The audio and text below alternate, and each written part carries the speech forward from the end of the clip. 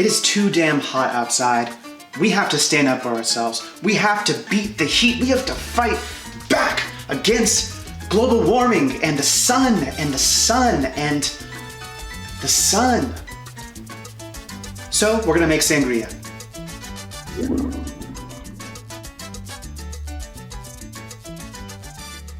Sangria has been around for a long time. No one is really sure when it first started. And it's easy to see why, because all it really is, in its essence, is a wine punch. That is, wine with fruit and maybe some spices or whatever else you want to throw in there. So every household, since time immemorial, has their own version of sangria, but it always is going to be wine-based, be it red or white or a rosé even, and there's going to be fruit of some kind. Otherwise, it's kind of up to you what you want to do with it. You can add spices, you can add booze like brandy, you can make it effervescent with soda or champagne. The possibilities are really endless. The recipe we're gonna do today though is my dad's. So this is a Puerto Rican take on sangria.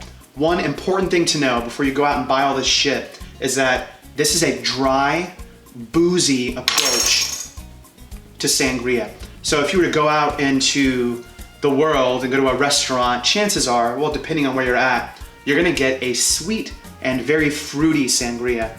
This is not like that. This is for people who really enjoy drinking alcohol, like myself.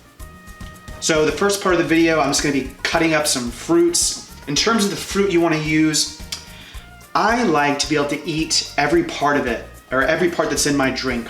So I'm not gonna use any lemons or limes or anything with rind in the drink. I will be using some juices from that, but in the actual fruit itself, that'll be in the bowl. Today I'm using pears, I'm using strawberries, and apples. So I'm gonna go ahead and cut all this fruit up and we'll fast forward through it and get to the actual recipe itself. But I'll do the first cut in front of you. Boom, boom, boom.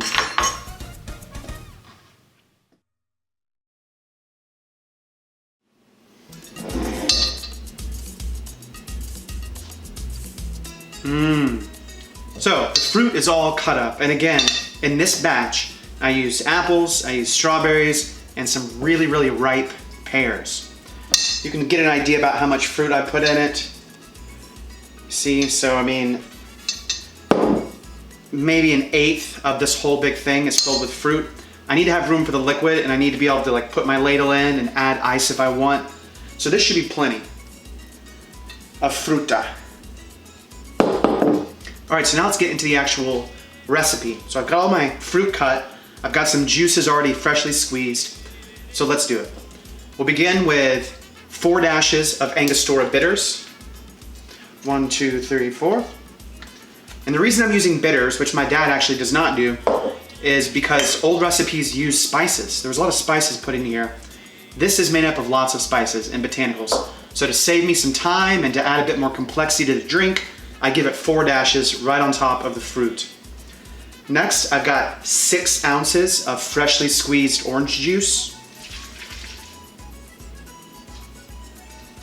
3 ounces of freshly squeezed lime juice. I'm going to do 6 ounces of Grand Marnier or Cointreau. I prefer Grand Marnier because it has more depth, more body and character than Cointreau. But if you just want straight up orange liqueur, then use Cointreau. This is cognac and orange liqueur combined. So just a bit more depth. Again, there's so many different ways to do it. Next up, 3 ounces of brandy. I'm using some awesome Western Grace Spanish brandy. This just came to the state recently. It's delicious. It's very round and there's lots of vanilla and orange. Ooh. Any decent quality brandy will work though. But I had this on hand and so I was like, yeah, I might as well use it because I love this stuff. So that was 3 ounces. And then last is our wine itself. Now, you can use any medium-bodied dry, pretty tasty, solid table-style wine. To go a bit more traditional and per this recipe, we can use Rioja or specifically Tempranillo, which is a very old indigenous Spanish grape varietal, which, by the way, this is Carabasa, and this was donated by Liquor Express. Thank you, Liquor Express. Thank you. Especially Lara and Alan and Bill, you guys rock. So, 2 750 milliliter bottles of your wine. This time we're using Tempranillo.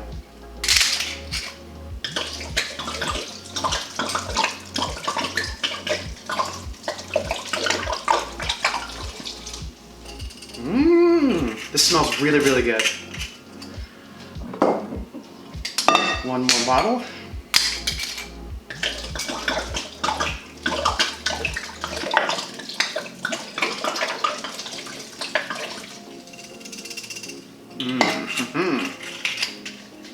And that's it for the ingredients. You could go ahead and drink this right now, right? Which, hold on. Pause to get ice. Unpause. You could go ahead and drink this right now. However, I think it's much better to let this sit for about a day, 12 hours to a day in your fridge. And then all of the fruit, the fresh fruit in there is gonna not only suck in all the yummy alcohol in it, but it also is gonna lend some sweetness and fruity character back into the drink. But if you're in a rush, you can go ahead and drink it right away. So get yourself a mug of some sort. Make sure you get lots of fruit in there.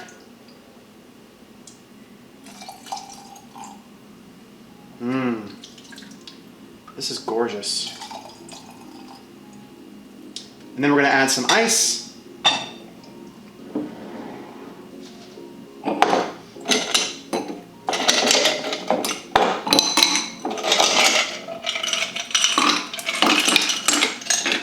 Now from here, you can drink it just straight up, but again, this is very dry and boozy, which I actually like. But instead, we're gonna lengthen it with a bit of club soda. Now, if you wanted a little bit more sweetness, then you would use Sprite or some kind of lemon lime soda, but I just want it a bit longer and a bit effervescent, because I like my sangria very dry. Stir it up. And then let's see how it tastes.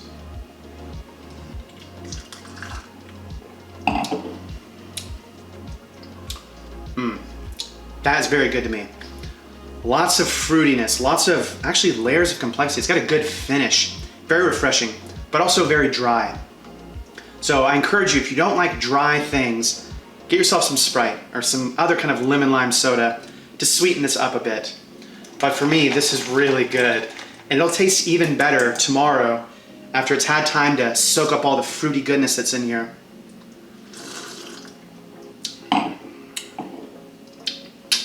Thank you for watching. I hope you learned something new. Try your own sangria out. It's a lot of fun. It's very playful and involved, kind of like making eggnog, which I'll put a link to that at the end of the episode as well. So, enjoy your sangria. Cheers.